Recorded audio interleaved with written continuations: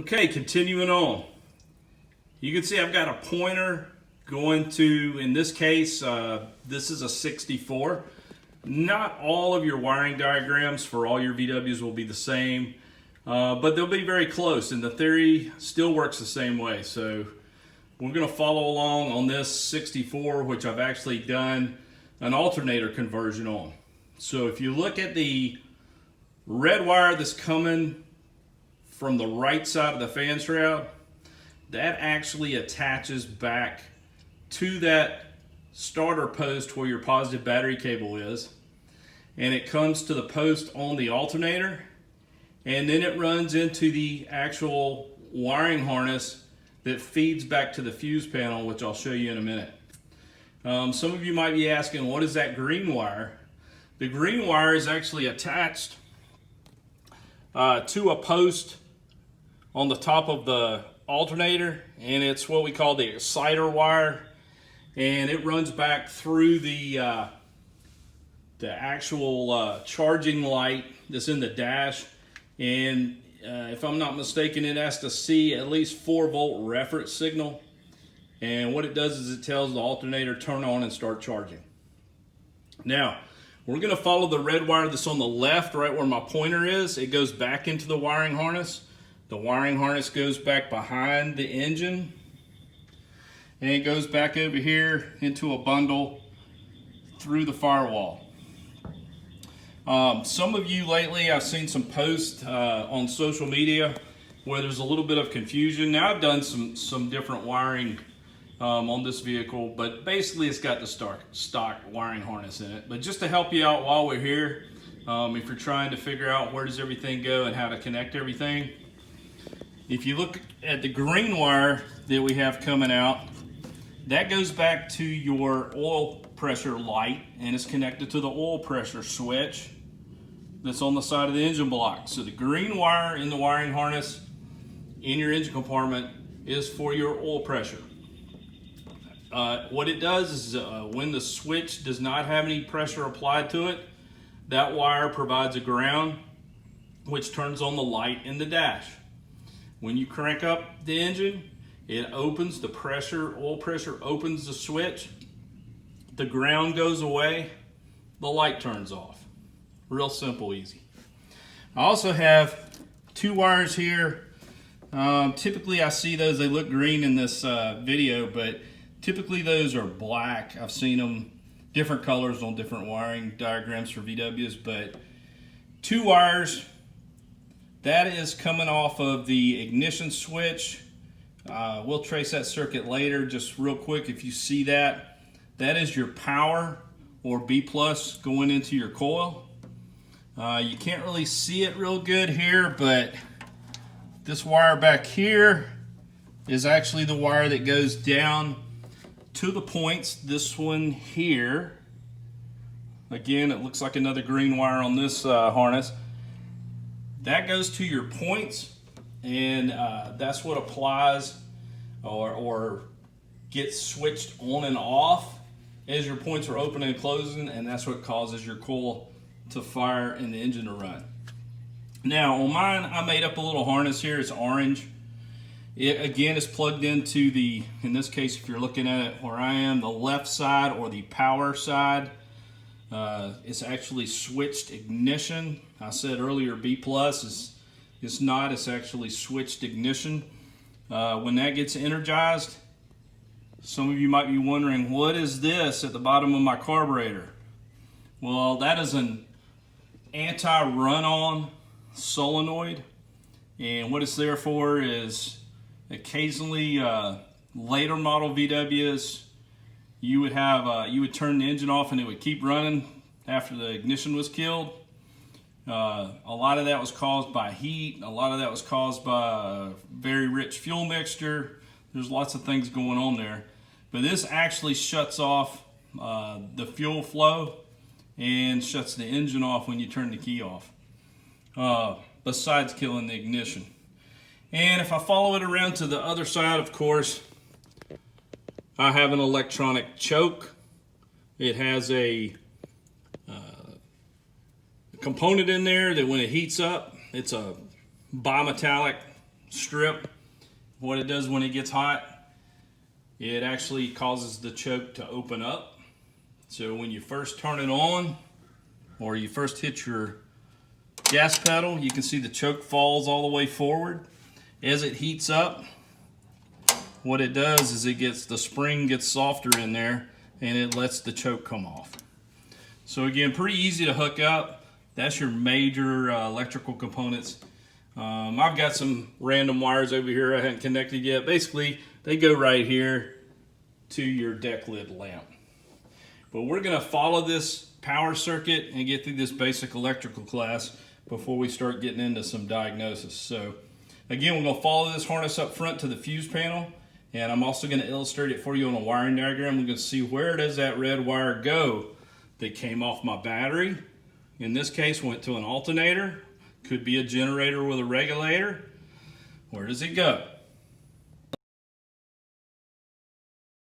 Okay, now we've moved up here to the trunk, and I can actually see the wiring harness that's coming from the rear of the vehicle up to the front. And if you see, there's a large red wire right here. That is that red wire coming off of, in my case, the alternator. And if I follow it around, it goes to my ignition switch. If you notice, the bottom of the ignition switch has a large red, probably a 10, 12 gauge wire. It goes to the first connector on my fuse panel.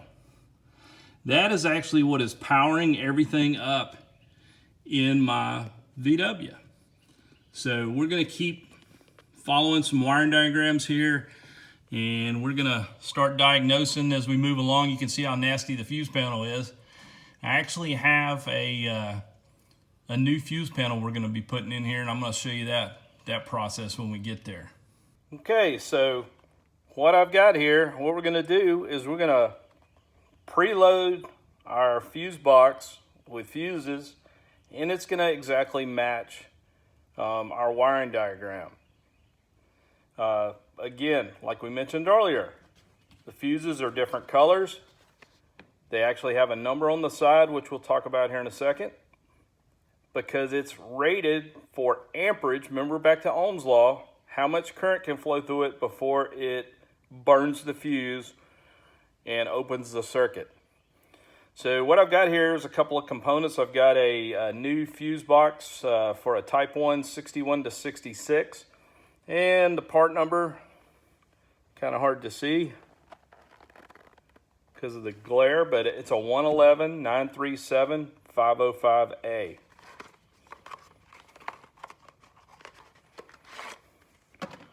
Much nicer than the one we had in the vehicle. And then I've got an empty part here. I just ordered some extra fuses. You can get these, you used to get them everywhere, auto parts store, anywhere. You'd probably have to go to Napa or somewhere that generally carries vintage parts to be able to find these anymore. I don't know that these are available at your standard AutoZones, Advances, that type of thing. But this MP part number is just an assortment. It's got 10 of the 8 amp fuses, 5 of the 16 amp fuses, and 5 of the 25 amp fuses, which are the big red ones. It is a part number 009926-0. So let's get started. We're going to match this up with the wiring diagram, and we're going to build the fuse panel. But one thing to keep in mind that I didn't cover is which one of my circuits is the feed coming from the battery and which one is the actual power circuit going out to the component that we're operating. So we'll talk about that here in just a second. Okay, as we mentioned earlier, the EMPI replacement fuse pack came with 3 different fuses, a red one, a blue one, and a white one. So the red fuses are rated for 25 amps of current flow. The blue ones are rated for 15 amps of current flow, and the white ones are rated for 8 amps of current flow. If you flip it over, should be able to see if the camera will pick it up. Let's try another one. They're actually numbers. I don't know if it'll zoom in enough. And you can see that it has a number on there, and it'll have a 25 for the current flow. Make sure you use the right fuse for the right component so that it's protected properly.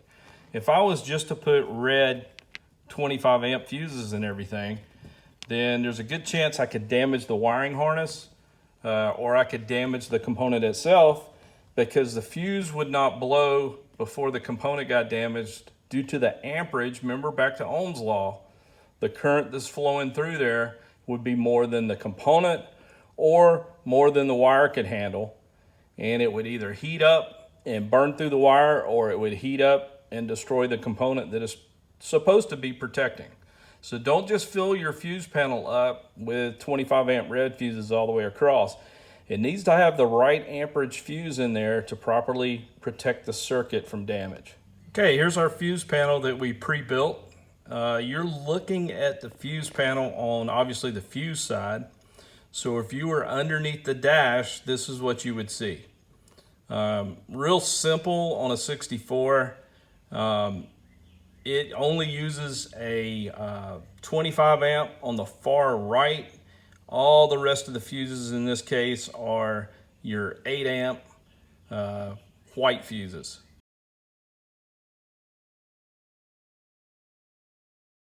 The far right or passenger side of the car would be where the red fuse is if you're under the dash looking at it.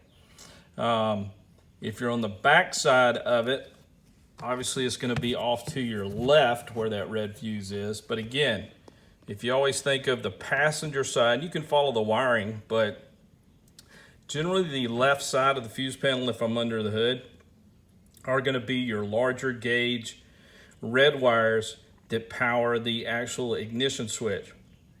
And it's going to be a larger amperage fuse because it's carrying more load. It's what's applying the voltage to your starter solenoid and cranking up the engine. So there's a lot of components that it's going to have that big red wire coming in. It's going to have that 30 amp fuse that's going to protect that circuit. Red wire coming in is going to feed power or apply the voltage to the other circuits. And those components will not handle a large amperage like your starter circuit will. So we protect it by putting the white 8 amp fuses in there. And if it works like it's supposed to, the 8 amp fuse should blow before it damages the wiring and it damages the component. So again, turn it around. This is what you would see if you were under the hood. The left-hand or passenger side of the vehicle will be your 30 amp. That big red wire we saw coming off of the ignition switch would be right here. Now, one other thing I want to cover, and I'll show you on the wiring diagram. Generally speaking, you're going to see some numbers on your wiring diagram. You're going to see a 30, and I'm going to illustrate it on the wiring diagram here. And you'll possibly see some 15s on there, and I'll point it out to you here on the wiring diagram. 30 in our VW world is B plus all the time. That circuit is hot when the battery's connected. 30 is B plus. So that means it's constantly got 12 volts of power on that circuit. 15, what does that mean? A 15 circuit means it's switched power. It only has power on a 15 circuit when the ignition key is turned on. So if you're looking at a wiring diagram and you're trying to figure out what does a 30 mean, what does a 15 mean, 30 is battery plus, hot all the time as long as the battery's connected. The 15 is only powered up when the ignition is switched on. So it is a switched B plus.